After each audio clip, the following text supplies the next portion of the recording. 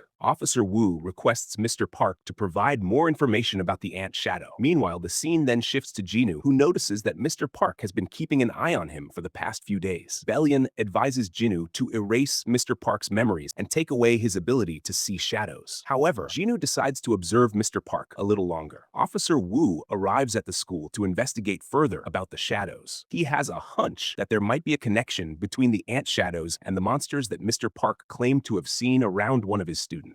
Officer Woo feels unsure about how to start the conversation and wonders how Jinwoo would react if he asked him about ant monsters with 2 legs. He worries that Jinwoo might think he is crazy. Officer Woo suddenly senses a strong presence around him. Jinwoo receives information about Officer Woo from the Shadow Guard and wonders if Officer Woo has spotted his shadow. Officer Woo enters Jinwoo's classroom and introduces himself as a police officer. The students begin to feel uneasy as they wonder why a police officer has come to their classroom. Officer Woo reassures them not to worry and explains that he is only there to ask Jinwoo a few questions. Jinwoo praises Officer Woo for his sharp senses in finding him despite having no past memories. Jinwoo starts walking out of the classroom while the other students murmur among themselves, speculating that Jinwoo might be in trouble. Officer Woo apologizes for interrupting the class, and Jinwoo feels happy to meet Officer Woo after several decades. He recalls their multiple encounters in the past timeline and reflects on how much has changed. Officer Woo looks into Jinwoo's eyes and realizes that Jinwoo is different from others. He struggles to figure out how to start the conversation about the shadows and decides to show Jinwoo a drawing of the ant shadow. Jinwoo is impressed with Officer Woo's drawing and remarks that he recognizes the picture. Officer Woo becomes overly excited and starts asking for more information about the shadow and about Jinwoo himself. Realizing that he got too excited, he calms himself and explains that he has been working on the case for a long time. He asks Jinwoo again about the ant shadow. Jinwoo responds that he saw the monster in a TV show that kids kids like to watch. Officer Woo becomes frustrated with Jinwoo's response and quickly snatches the drawing back from him. He adds that Jinwoo will not face any trouble from their teacher, as he has already explained the situation beforehand. Jinwoo requests the drawing, and Beru pleads with Jinwoo not to take it. However, Jinwoo decides to take the drawing anyway, and Officer Woo starts leaving. Igris questions why Jinwoo does not tell the truth to Officer Woo, and Jinwoo explains that forgetting tragic memories is a blessing from God, even though Officer Woo lost his memories due to the Cup of Reincarnation. Jinwoo returns to his class and suddenly becomes popular with the girls. A few girls approach him and start asking about Officer Woo and his relationship with him. Jinwoo explains that he knows Officer Woo personally. One girl becomes excited that Jinwoo is friends with a police officer and starts asking a bunch of random questions. They ask if Jinwoo's body is really toned and if he plays any sports. One of the girls mentions that she saw Jinwoo running with the field and track seniors the other day and is surprised by how broad his shoulders are. Suddenly, the girl is pushed aside as the bully from before returns with his other three friends. The bully notices that Jinwoo is getting popular with both girls and police officers and asks him if he would file a police complaint against them, even though he is just messing with him. He challenges Jinwoo to take their fight outside and demands that Jinwoo lower his head while talking to him. Suddenly, someone grabs the bully by the throat. The captain of the field and track club squeezes their throat and demands to know what business they have with their ace club member. Jinwoo asks why the club members are in his classroom, and the captain jokingly responds that he came to stop Jinwoo from beating all 4 students to a pulp. He then invites Jinwoo to their freshers welcoming party and asks him to bring Youngil along. The captain and the club member leave the classroom, taking the bullies with them. Jinwoo asks what they plan to do with the bullies, and the captain decides to take them for a jog around the track. Later, Jinwoo meets with the captain again, and the captain expresses concern that the bullies might interrupt Jinwoo during practice. He offers to give the bullies a warning. Jinwoo assures him that he has no problem with the bullies and that he will make sure they do not interfere with his competition. Suddenly, someone calls out to Jinwoo. Jinwoo turns to see Officer Woo waiting for him. Officer Woo requests a few minutes to speak with him. The captain reminds Jinwoo to come quickly to the welcome party and jokingly says he will keep Jinwoo's friend as a hostage until he shows up. Jinwoo jokingly tells Officer Woo that his friend's life is on the line and that he cannot spend much time with him. Officer Woo feels happy to see Jinwoo and asks if he really is Sung Jinwoo. He reveals how he came to know about the past timeline and mentions that after giving the drawing to Jinwoo, he thought their encounter was an insignificant incident. He reflects on how some of the most significant moments in history often begin with such small events. Officer Woo feels foolish for coming to a school to inquire about an ant monster, but suddenly hears a voice asking if he trusts him. Officer Woo looks back and finds nothing but still responds that he trusts him. The voice speaks again and mentions that he hopes Officer Woo will trust what he is about to show him. Suddenly, the entire past timeline flashes before Officer Woo's eyes. He keeps hearing the name Sung Jinwoo and realizes that the student he just met is also Sung Jinwoo. He sees himself in the forgotten world through Jinwoo's eyes and recalls the entire story of magic beasts, gates, monarchs, and rulers. Officer Woo struggles to believe the new memories he has gained and remembers how Jinwoo once explained that the memories of monarchs and rulers are not affected by the flow of time. Officer Woo asks how long Jinwoo fought the monarchs in the dimensional rift and recalls how Sung Jinwoo disappeared for 2 years. He remarks that it would have been impossible for Jinwoo to defeat the monarchs in such a short time. Jinwoo shockingly reveals that he fought the monarchs for a total of 27 years. Officer Woo questions if Jinwoo regrets his decision to turn back time. Jinwoo explains that he has no regrets and that he would make the same decision every time if given the choice. Officer Woo understands that Jinwoo is happy with his life, and Jinwoo mentions that he is indeed happy, except for the fact that he has to change his physical body every now and then since he can no longer age. Officer Woo realizes that Jinwoo's immortality has elevated him to the level of gods. He has chosen to live a normal human life despite his enormous powers. Officer Woo asks if Jinwoo has chosen a career path yet, and Jinwoo replies that he has not decided. Officer Woo requests Jinwoo to consider becoming a police officer and explains that confessed criminals are terrified of the shadows. Jinwoo jokingly remarks that if he joins the police, the other officers might have nothing to do. Officer Woo responds that this is the kind of world they are trying to create. Jinwoo decides to give it some thought and and Officer Woo mentions that he will look forward to his answer. Jinwoo advises him not to wait for his response, as he is already overworking himself, and the scene shifts to a traveler. Something strange appears in the sky around the end of April, and the traveler calls the emergency center to report the incident. He struggles to describe the phenomenon, and finally mentions that cracks are appearing in the sky and that the sky seems to be crumbling. Meanwhile, the scene shifts to Jinwoo's apartment, where Igris is teaching mathematics to Jinwoo and explains that the problem can be solved in 24 different ways. Jinwoo suddenly senses something strange and meets with the ruler's vessel to investigate further. The ruler's vessel nervously informs Jinwoo that the rulers have nothing to do with the phenomenon and explains that their method of traveling to other worlds is different. Jinwoo asks if the vessel knows what kind of beings are approaching Earth. The vessel reveals that the beings are outsiders who once visited their world and were outcasted by their army. Jinwoo questions the reason why these beings are headed to Earth. The vessel explains that the beings are called Titans, who survive by consuming rocks on planets that sustain life. Jinwoo understands that the Titans are enemies and asks if they ever approached Earth before the Cup of Reincarnation was used. The vessel reveals that this is the first time the Titans are approaching Earth and that they only targeted Ruler's world before the Cup of Reincarnation was used. Jinwoo realizes that the Titans are targeting Earth because of him. The Ruler's vessel explains that Titans have a habit of following traces of incredible power and advises Jinwoo not to worry, as the Ruler's army is on its way to support them. Jinwoo worries that the Ruler's army will not arrive in time, as it would take years to create a gate between their worlds. He explains that Earth would already be in ruins by the time Rulers comes to Earth and decides to handle the Titans himself. Meanwhile, the scene shifts to a desert in the western part of the United States, where the government has sealed off the area and hired specialists to investigate the phenomenon. Despite their efforts, they are unable to find any answers. One of the researchers remarks that he has never seen anything like this before. Suddenly, all the tanks and vehicles begin floating into the air. Jinwoo uses his commander's authority to destroy the weapons, knowing that ordinary weapons will not work against the Titans. Jinwoo senses the Titans approaching the gate with fiery determination to devour Earth. He prepares for the battle and brings out his dagger for his final fight as a hunter. A large number of Titans emerge through the gate, and one of the Titans looks down at Jinwoo and mocks him by claiming that a single human being cannot defeat them. Jinwoo brings out multiple daggers and boldly responds that he is not alone. He summons all his shadows along with new shadows he extracted from the Monarch's army. The entire area becomes filled with 10 million shadows. Jinwoo smirks at the Titans and commands his shadows to charge at the enemies. Meanwhile, the scene shifts to the White House, where the president is in disbelief that a crack appeared out of nowhere in the sky. He worries about how to handle this unprecedented event without addressing the public. The president meets with Harrison. Harrison informs him that everything is under control for now and promises to explain the rest of the details in the meeting room. All the officials gather in the meeting room, and Harrison shows them a video of Jinwoo along with his shadows. The officials are shocked by the footage, and one of them questions if the person in the video is really an Asian. The president asks about the soldier's whereabouts and why a civilian is among the creatures. Harrison becomes flustered and admits that he does not have answers to those questions. Meanwhile, the scene shifts back to the battle, where Tusk uses the Orb of Avarice to unleash massive flames at the Titans. The single attack destroys a large number of Titans, while the rest of the giant shadows charge at the enemies. Jinwoo also dashes forward and slashes multiple Titans at incredible speed. He controls all the daggers using his commander's authority and kills the Titans instantly. He creates massive daggers using the power of darkness and attacks the Titans, breaking them into pieces. Jinwoo strikes the head of the Titan with his daggers, but the Titan breaks few of them with his bare hands. The Titan mocks Jinwoo for his futile attempts, but suddenly senses danger approaching. Jinwoo uses his power of darkness to transform his hand into a massive hand and slams the Titan to the ground. The Titan becomes intrigued by Jinwoo's skills and remarks that it is surprising to find such a skilled fighter on a remote planet. He realizes that Jinwoo is using mana to increase the size of his body parts to maximize his power, and calls humans a primitive species for their ability to wield such strength. The Titan significantly decreases his body size and explains that only the best warriors among the Titans can use this transformation to achieve their full power. He offers to spare Jinwoo's life if he begs for forgiveness, but suddenly Belian attacks him with a centipede sword, and a dragon shadow finishes him off. Belian apologizes for interrupting their conversation conversation, and Jinwoo comments that the Titans seem more arrogant than expected. He commands Bellion to ensure the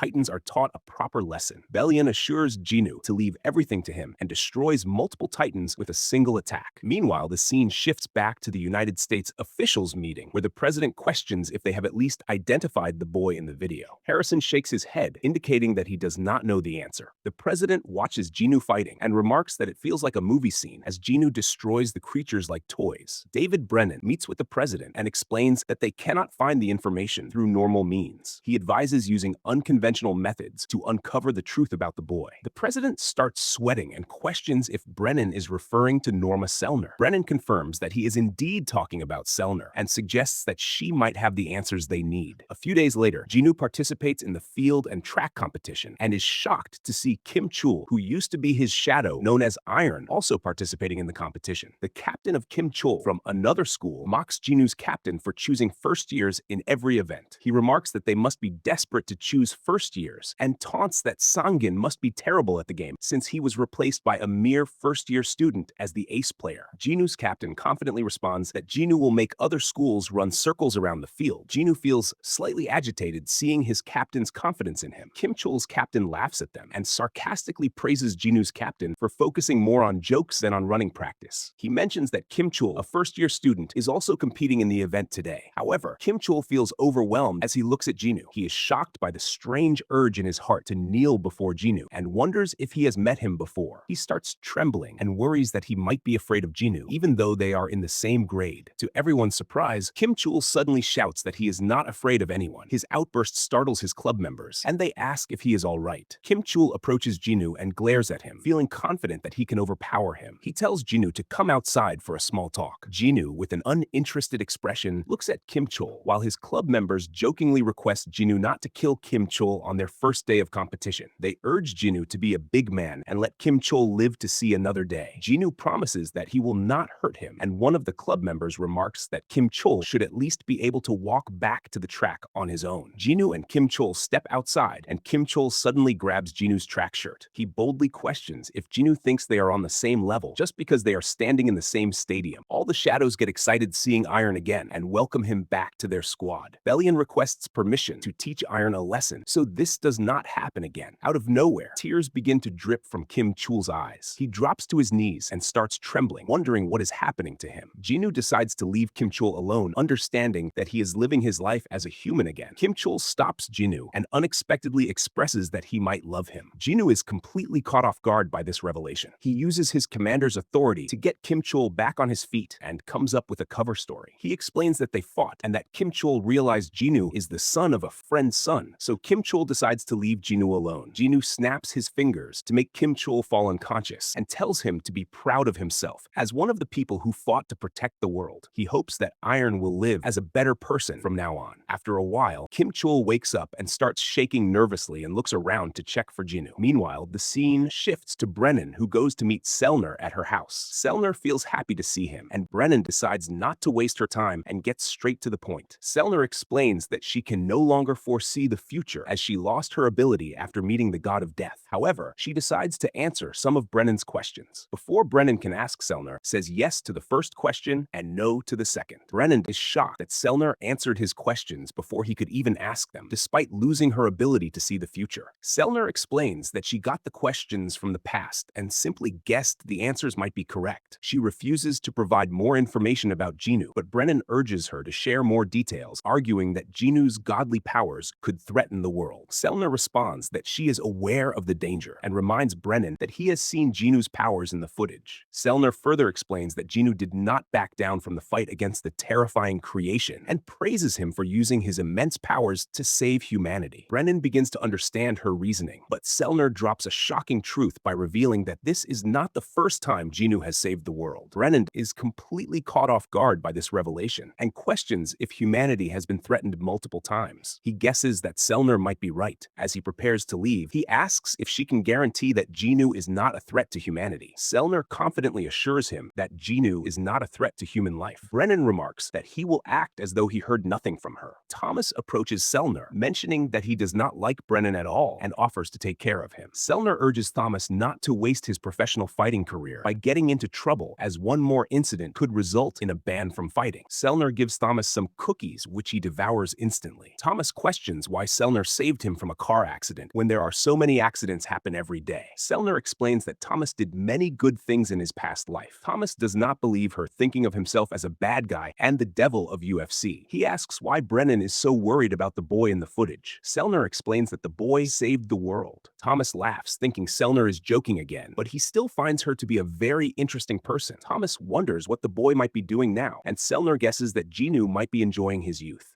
The junior high-level preliminaries begin, and all the participants prepare for their competition. The first event is the junior girls running competition. Cha Hae-In dashes forward with incredible speed and great determination and finishes first in the preliminary round with a slight margin. After the race, Cha Hae-In goes outside and sits down to check on her ankle injury. She worries if she can continue with the rest of the events and feels frustrated that the injury happened at such an important time. Suddenly, a voice speaks and asks if she plans to keep running despite her injury. Cha Hae-In looks up and sees Jinwoo, and she realizes he is a student of track and field. Jinwoo warns her that if she keeps running on a damaged ankle, she might end up spending an entire year just to heal the injury. He explains that she might lose her ability to run well and could regret her decision for the rest of her life. He mentions that this happened to someone he knows, referring to Cha Hae-In herself, but in the past timeline, Cha Hae-In notices that Jinwoo smells really nice and thanks him for his concerns. Suddenly, Jinwoo reaches for her leg, and Cha Hae-In starts blushing as he touches her ankle. She notices that her injury is healing. Jinwoo explains that she has only one chance and encourages her to do her best and run as fast as possible. As Jinwoo starts to leave, Cha Hae-In asks him to wait and questions if they have met somewhere before. Jinwoo feels happy hearing this and offers to answer her questions if she can run faster than him. Cha Hae-In asks if he is in high school and mentions that she knows he won first place in his preliminary events. Jinwoo challenges her by asking if she really plans to give up without trying. Cha Hae-In bets with him that he must answer her questions if she beats his record, even if it takes her a few years. Jinwoo understands that Cha Hae-In is still as innocent as ever and accepts her bet. Time passes, and Jinwoo continues his running practice and plays games with his friends. He meets with Cha Hae-In from time to time and later begins preparing for his college entrance exams. Igris helps him study for the exams. After completing his college entrance exam, Jinwoo receives a call for a date. He gets ready to meet his date, but notices that he did not dress properly and regrets not putting more effort into his appearance. Jinwoo spots a good outfit and decides to use his shadow to change into it. He asks his shadows for their opinion on the outfit, and Tusk comments that it looks gallant, that represents his bravery. Jinwoo senses Cha Hae-In nearby, but decides to count to 3 before turning around. Before Cha Hae-In can call out to him, Jinwoo looks back, which startles her. Cha Hae-In wonders if Jinwoo has eyes on the back of his head. Cha Hae-In congratulates Jinwoo on his exams and asks if he is still planning to attend the university he chose earlier. She questions why he is going to a low-tier university, despite having good grades. Jinwoo explains that the university offered him a full scholarship along with the opportunity to study abroad. He adds that there is someone he really wants to meet. Cha Hae-In becomes furious and jealous, thinking it might be a woman. Jinwoo refuses to answer and says it is a secret. Cha Hae-In feels upset that Jinwoo did not answer her and decides to place a bet. She asks if Jinwoo remembers his promise to tell her everything if she manages to run faster than him. She suggests they race to a nearby tree. Jinwoo asks what she wants to know, and Cha Hae-In responds that she wants to know everything, including what he always thinks about and the person he wants to meet at the university, and whether it is a man or a woman. She also wants to know if they ever met before the field and track competition. Jinwoo is surprised that Cha Hae-In is still focused on the same question and agrees to answer her if she wins the race. To Jinwoo's surprise, Cha Hae-In requests him to stay in the same spot if he likes her, and then runs toward the tree. The shadows realize that Jinwoo will lose the bet, and Tusk remarks that Jinwoo should not have agreed to her challenge. Beru suggests that Jinwoo can still win if he runs now.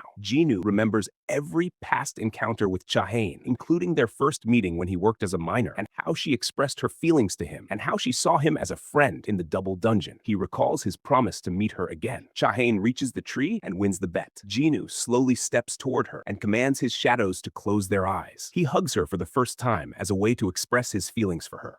Meanwhile, the scene shifts to the world of eternal slumber, where all of Jinwoo's shadows rest. The new shadows that Jinwoo extracted from the monarchs greet Tusk. Tusk is about to say good morning, but remembers that there is no such thing as day or night in the world of shadows. Beru approaches Tusk and hands him a robe. Tusk notices that the robe looks exactly like the one Jinwoo wears. He starts crying as he holds it, and one of the High Orc shadows also begins to cry. Tusk feels overwhelmed with happiness that Beru gave him such a thoughtful gift. Beru knows that Tusk always wants to look more like Jinwoo and believes the robe is the perfect gift for him. Tusk absolutely loves the robe and remarks that he is so tempted by it that he wants to make all the mage shadows wear it as a uniform. Beru suggests attaching the Orb of Avarice to a cane so Tusk can carry it around more easily. Tusk loves the idea and requests the bearded dwarves to craft a cane for him, as they are the greatest craftsmen in the world. The bearded dwarves accept his request and express their happiness at having the opportunity to work with holy materials bestowed upon them by the king. The Eternal Slumber area is vast and almost limitless. It is home to all the shadows and has been divided into various zones. This is where the architect designed the player's job change quest and built the demon castle based on Ashbourne's memories. It also includes Bellion Soldiers training camp, along with many other commercial areas. All the shadows' minds are deeply connected to Jinwoo's mind. Even though the shadows once lived only for destruction, they are now slowly growing more like humans and are beginning to experience various human emotions. Their hearts, which were once empty, now feel refreshed in the shadow world. The shadows follow a daily routine where they train, attend classes, chat, and argue, just like humans. They are forming unique personalities and leading different lives. The bearded dwarf finally finishes the cane for Tusk, and it looks magnificent alongside his robe. Tusk praises the dwarf for his excellent fashion sense, and the High Orcs admire Tusk's new look. Suddenly, all the Titans' shadows arrive at the palace, and Tusk asks what they are doing in his castle. They explain that Bellion sent them. Tusk notices a few mages among the new shadows and feels it is a waste of their physical strength to only use magic spells, though he is aware that he does the same thing. Tusk begins boasting about himself and how he played a crucial role in his first fight against the Dragon King. Suddenly, Igris approaches them and demands to know why they are wasting time. Tusk, not realizing that it is Igris speaking, begins to talk back, but stops when he turns around and sees Igris. He expresses his admiration for Igris and explains that he was simply sharing their achievements with the new shadows. Igris acknowledges Tusk's loyalty to their king and states that it is time to gather all the shadows of general rank and higher ranks to support their king. They look outside the window, and Tusk sees the reunion of Jinwoo and Cha Hae-In. All the shadows begin celebrating the reunion of their king and queen. Igris starts recounting the story of how he first met his king. He recalls encountering Jinwoo inside the space created by Ashbourne, where his task was to test Jinwoo to determine if he was a suitable vessel for the Shadow Monarch. Igris remembers that this was Ashbourne's final order to him, and giving an order to him is his way of bidding farewell. After Ashbourne forgave the rulers, he lost interest in the war, but suddenly became interested in Jinwoo. Igris was initially confused about why Ashbourne chose Jinwoo, but trusted that his king had a good reason. As Ashbourne's command was absolute, Igris did not question his intentions and agreed to carry out the order. With most of his powers sealed, Igris stood alone in the space where he was to test Jinwoo's abilities. He looked around and wondered if humans referred to the dimensional space as dungeons. He noticed how he had been transformed back to his original form before meeting Ashbourne. He admired how the architect used Ashbourne's power to recreate everything so perfectly, even down to the sensations he felt back then. Igris stepped closer to the empty throne and realized that the high level of detail was shaping Jinwoo's body into the perfect vessel for Ashbourne. He suddenly sensed Jinwoo's presence outside the door and prepared for their battle. Out of nowhere, Igris felt that he might be acting arrogant and grew nervous, thinking that sitting on the throne might be disrespectful to his future king. He is aware that his role was to test the abilities of Ashbourne's vessel and realizes that it would be inappropriate to sit on the throne. Instead, he chose to hide behind a pillar. When Jinwoo entered the dungeon, Igris saw Ashbourne's chosen vessel for the first time. Determined not to take the fight lightly, Igris resolved to kill Jinwoo if he proved unworthy of being Ashbourne's vessel. Igris began the battle to test if Jinwoo was worthy of the throne. However, the result was disappointing, as Jinwoo lacked the skill or talent to wield Ashbourne's power. Jinwoo struggled to even overpower the weaker version of Igris and barely managed to dodge his attacks. Unexpectedly, Jinwoo decided to fight with his bare hands. Igris admitted that Jinwoo was brave despite being human. Impressed by Jinwoo's determination, Igris also threw away his sword and fought with his bare hands. He admired Jinwoo's resolve to fight an overpowered enemy. Igris dashed at Jinwoo and slammed him into the wall. Feeling disappointed again, Igris wanted Jinwoo to give up and declared that he was unworthy of the throne. He decided to give Jinwoo an honorable death by beheading him. Igris felt relieved that Ashbourne could remain the monarch a little longer, since the human was not worthy of inheriting his powers. As Igris struck to behead Jinwoo, he was shocked when Jinwoo stopped the attack with a single hand. Surprised by Jinwoo's refusal to give up even in his final moments, moments, Igris hesitated. Jinwoo stabbed Igris in the eye, leaving him in disbelief that he was losing to a weaker human. As he looked into Jinwoo's eyes, Igris noticed a resemblance to Ashbourne's eyes. He wondered if Jinwoo's victory was due to his own carelessness or a miracle that is created out of Jinwoo's unwavering determination. Igris is unsure whether to feel happy that Ashbourne's choice was perfect or sad that he could no longer serve Ashbourne. After becoming Jinwoo's shadow, Igris saw how kind Jinwoo was to him and felt grateful for his master's kindness. Jinwoo became his master friend and colleague, and they fought countless battles together. Over time, Igris's loyalty to Jinwoo grew deeper. He noticed that he missed Ashbourne less with each passing day. When Ashbourne's original army of shadows returned from the dimensional rift and joined them, Jinwoo's power increased even more. Igris finally reunited with his old brother-in-arms Bellion. However, the joy was short-lived, and later Bellion was also influenced by Igris's loyalty to Jinwoo. After the castle was built, Bellion decided to place a black flag on top of the building. Beru noticed the flag and asked if it was for their king. Igris recalled how he enjoyed seeing Beru lose to Bellion and was surprised by Jinwoo's reaction to the flag when he made Beru bow his head to the ground. Soon, all the shadows used their determination to serve their king and fought against the monarchs. Jinwoo continued to grow stronger, and the shadows grew stronger alongside him. Even after using the Cup of Reincarnation, the shadows fought the monarchs for almost 30 years. While fighting Antares' dragon army, one of the dragons mocked Igris for obeying a mere human's orders. Despite this, Igris felt honored to serve his new king and never thought of Ashbourne again. Over the years, Ashbourne slowly faded from his thoughts. Igris remembered Jinwoo's words that forgetting memories is a gift from the gods. Even though Greed and Iron began living normal human lives in the new timeline, Igris remained by Jinwoo's side. He realized that his feelings for Ashbourne had been transferred to Jinwoo. Igris is aware that he is one of the two wings leading the Shadow Army and saw himself as both a knight and his master's sword. He knew that only he could assist Jinwoo in his studies, as Beru and Bellion were not suited for the task. Igris became better equipped to help Jinwoo with his studies as he graduated from the Knights Academy with excellent grades. Igris realized he had given a wrong answer to one of the questions. He became agitated and resolved to focus more on his studies. Meanwhile, after Jinwoo uses the Cup of Reincarnation on the same day, Sung Il-hwan regains all the memories of his past timeline. He meets with the ruler's vessel and asks what his son has decided whether to stay on Earth or move to another world. The ruler's vessel informs him that the Shadow Monarch has chosen to stay on Earth because every moment he spends with his family is precious. He questions if Sung Il-hwan will continue to hide the truth about regaining his memories. Sung Il-hwan responds that he will keep it hidden as his son does not want anyone to remember the past. The ruler's vessel realizes that Jinwoo is just like his father. He reveals that this will be his last visit to Earth and that he will not return again. The ruler's vessel explains that meeting the Shadow Monarch after his return from the dimensional rift was an exciting and unique experience. He adds that the rulers are deeply grateful to both the Shadow Monarch and Sung Il-hwan. He asks if there's anything he can do for him. Sung Il-hwan requests the ruler's vessel to erase his memories of the past timeline. The ruler's vessel questions why he would want to do such a thing. Sung Il-hwan explains that it is challenging to pretend not to remember anything around his son, and that Jinwoo is very perceptive about such matters. He further mentions that he just wants to live as a normal father who worries about his son, and that to him, Jinwoo is his precious son, not the Shadow Monarch.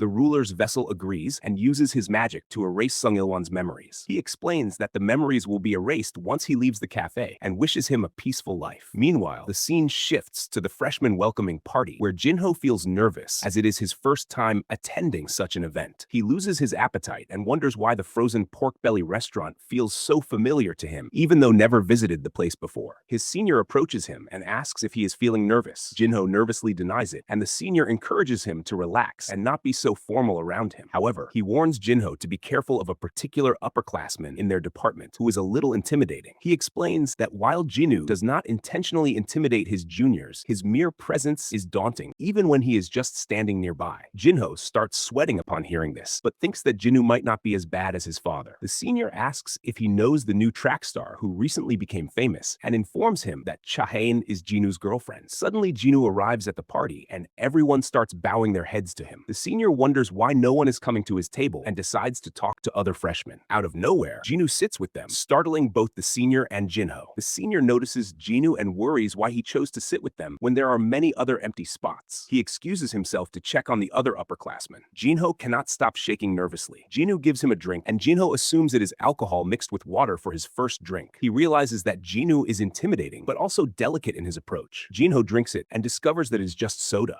Jinwoo explains that Jinho is a lightweight and should avoid alcohol and offers him soda instead. Jinwoo asks why Jinho is so nervous around him and urges him to relax and speak normally. He questions if Jinho wants him to leave, and Jinho nervously shouts that he does not. Jinho suddenly notices that calling Jinwoo sir feels natural to him and wonders if he ever told Jinwoo his name. Eventually, Jinho relaxes around Jinwoo. After a few days, Jinwoo receives a call from Jinho, who questions why he is not joining the study group. Jinwoo explains that he has something important to do and requests Jinho to sit in for him during his afternoon class. Jinho nervously mentions that all the professors know Jinwoo and will notice his absence. He asks where Jinwoo is going. Jinwoo reveals that he is heading to the university hospital. Jinho asks why he is going to the medical department since their major has nothing to do with it. Jinwoo does not answer his question and ends the conversation by saying that he is counting on Jinho. Meanwhile, Lee Joohee worries that her Busan accent might be too thick for the university she got accepted into and that she needs to learn some English terms for her nursing degree. She encounters Jinwoo and suddenly feels that she knows him from somewhere. She asks if they have met before. Jinwoo feels happy to see Lee Joohee again, but says no to her question. Joohee tries to recall her memories, but suddenly remembers that she has to get to her university and starts running. She worries that Jinwoo might think she was trying to flirt with him. Meanwhile, the scene shifts to a hospital where Chairman Go requests the doctor to help him sit up. The doctor notices the elixir of life by his side and asks if Chairman Go knows what it is. Chairman Go explains that a young boy dropped it off a few moments ago. He finds it strange how Jinwoo managed to get inside without anyone noticing, despite the bodyguards outside. Chairman Go is still surprised by Jinwoo's explanation that he fought alongside him against monsters in a timeline that no longer exists and left the bottle as a token of thanks. Chairman Go laughs and remarks that he will be completely cured of his illness if he drinks the elixir of life. The doctor questions if Chairman Go actually believes him. Chairman Go reveals that he is tired of fighting the disease and that it does not matter if Jinwoo is telling the truth or not. He asks the doctor how long he would live with his current condition. The doctor remains silent, unable to answer. Chairman Go makes a final request to have it written on his tombstone that he bravely fought the illness until the end. Chairman Go opens the elixir of life, drinks it, and decides to rest. The doctor leaves and requests Chairman Go to call him if there are any problems. Chairman Go looks outside at the beautiful sky and suddenly feels a pain in his chest. After a while, his illness is completely cured. Chairman Go admits that the sun feels so warm and realizes that Jinwoo was telling the truth about the elixir of life. Meanwhile, the scene shifts to the story of the Dragon King Antares. He is the first and strongest monarch born from darkness, and is not only the king of all dragons, but also a symbol of fear and destruction. Those who know him call him the Dragon King with utmost respect. One day, while hiding in the dimensional rift, he prepares to invade Earth with his 10 million shadows. But when he opens his eyes, he finds himself in Jinwoo's body. He feels confused and notices that Jinwoo's body is too weak. He gets frustrated that he has been given the weakest vessel. Suddenly, all the memories of the vessel flow through his mind. He learns that the vessel's name is Sung Jinwoo, and that he is an E-rank hunter from Korea. He is surprised that Jinwoo awakened as a hunter despite being so weak, and understands that Jinwoo has come close to death many times. Antares wonders why Jinwoo did not give up on being a hunter, and guesses it might be because of his mother's illness. He remarks that he could have easily healed her with his magic. Suddenly, Jinwoo receives a call. When he answers it, the caller shouts that it is almost time for their raid and asks if he is going to be late again. Antares becomes furious that a mere human is commanding him and feels insulted by the caller's tone. He boldly asks for her location. The caller informs him that they are waiting in front of the gate and questions why Jinwoo is speaking so rudely. Antares focuses and locates her. The caller becomes confused by Jinwoo's strange behavior and hangs up. Suddenly, Antares appears behind her and in a commanding tone asks if he is late. The woman nervously responds that he is not late. Kim calls out to him and asks if he has eaten anything before the raid. Antares assumes Kim is his subordinate and requests coffee from cafe server.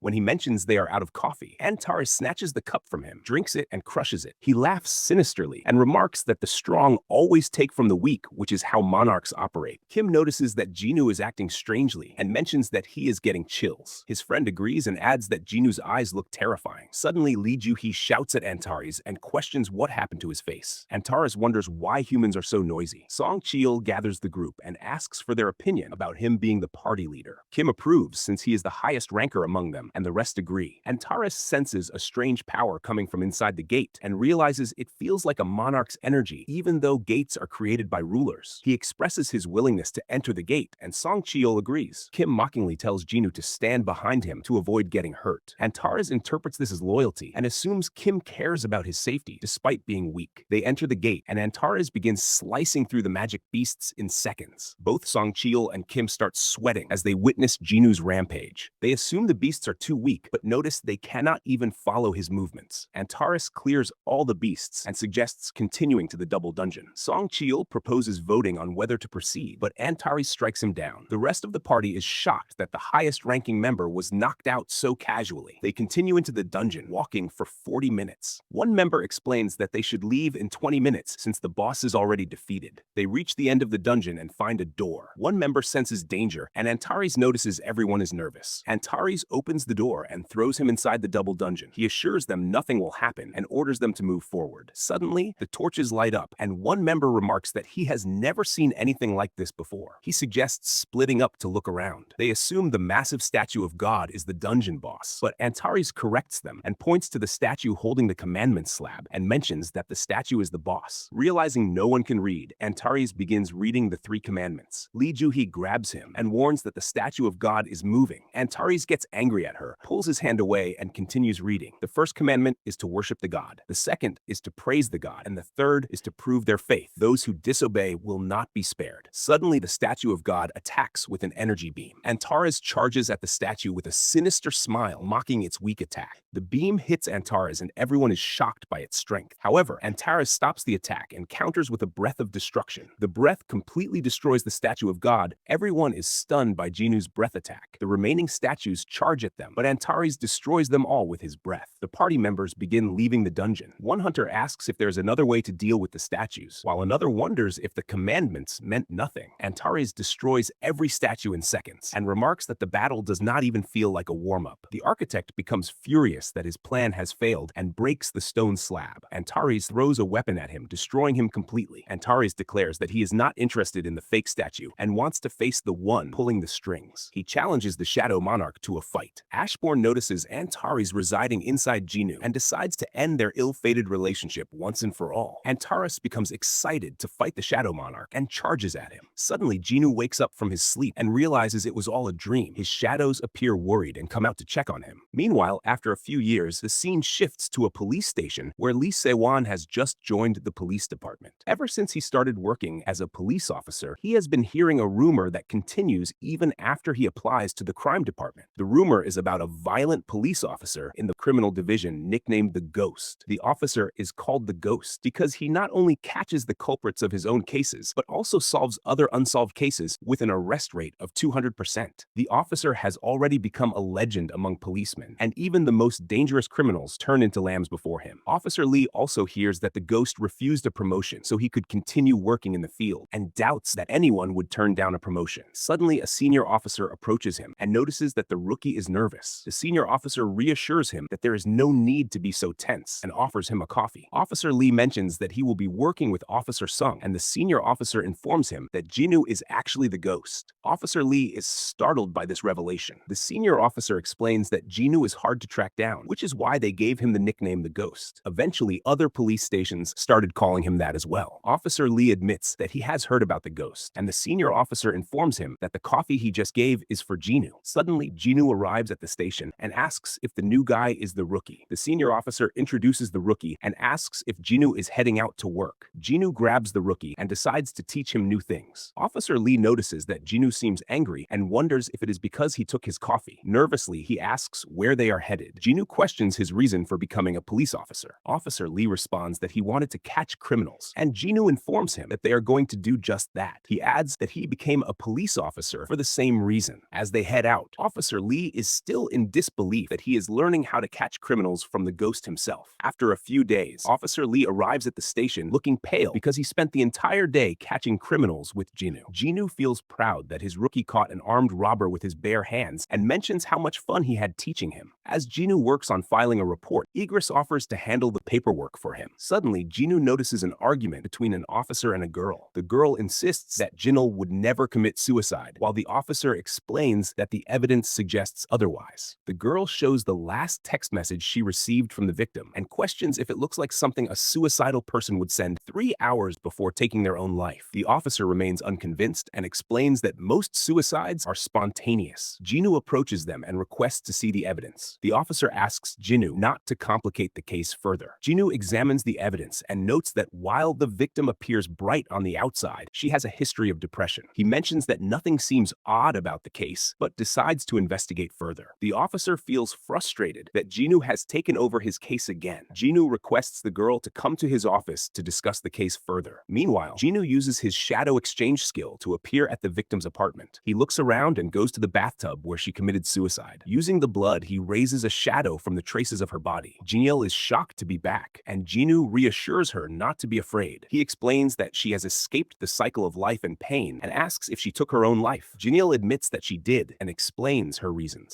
Later, Jinwoo visits the victim's father and requests a few moments of his time to talk about his daughter. The father runs toward Jinwoo nervously, asking if the police have found anything new about his daughter's death. Jinwoo informs him that nothing new has been discovered and that he just wants to ask a few questions. The father expresses his willingness to help with the investigation, and they go to a cafe. Jinwoo begins by asking what kind of student Jinho was. The father does not understand the question, so Jinwoo asks if there was anyone who might have resented her at school. The father responds that Jinho was a kind and innocent child who would never have done anything to make someone dislike her. He starts crying and expresses disbelief over her death, even though he is not her biological father. He mentions that he treated her like his own daughter and wishes she had talked to him about her depression. Jinwoo shows a recording he found among Jinyo's belongings, and the father suddenly stops crying. The recording reveals the terrible abuse Jinyo suffered at the hands of her adoptive father since she was young. She had even run away from him, but he continued to contact her, demanding to see her. The father angrily asks why Jinwoo is showing him the evidence now, and asks why he did not bring other officers to arrest him. Jinwoo gives him two choices. He can admit his crime and surrender to the police, or he can pay the price for what he did. Jinyo's father smirks, thinking he only needs to pay money to escape punishment, and asks how much Jinwoo wants to look the other way. Jinwoo smirks back, realizing the father has chosen the second option. He explains that they are not on Earth, but in a temporary world created outside reality called the world of eternal slumber. He adds that only he can allow someone to enter or leave this world. Jinho's father becomes confused and starts shaking nervously. He looks around and realizes there is no one else except Jinwoo and himself. He starts shouting that this must be a dream and tries to run away. Suddenly, a shadow grabs him, slashes him multiple times, and ends his life. Jinho thanks Jinwoo for helping her get her revenge, and Jinwoo asks if there is anything else she needs. Jinho politely requests another favor. Later, Jinwoo returns to the police station and gives a gift box to Jinyo's friend. He explains that her name is written on the box and that Jinho might have left it for her as a gift. He further informs her that Jinho's death was not a homicide. Jinho's friend starts crying, realizing her friend's death was truly a suicide. She thanks Jinwoo for everything he has done, and Jinwoo feels sorry that Jinho could not celebrate her friend's birthday. She opens the box and finds a birthday present that Jinho had left for her. Meanwhile, the scene shifts to Jinwoo and Jinho, his loyal companion. They head to a restaurant together. Jinho unexpectedly drops a bombshell. With a mix of nervousness and excitement, Jinho reveals that he plans to propose to Jinah, Jinwoo's younger sister. Jinwoo is left completely stunned by this revelation, struggling to process the idea that his closest friend has intentions of marrying his sister.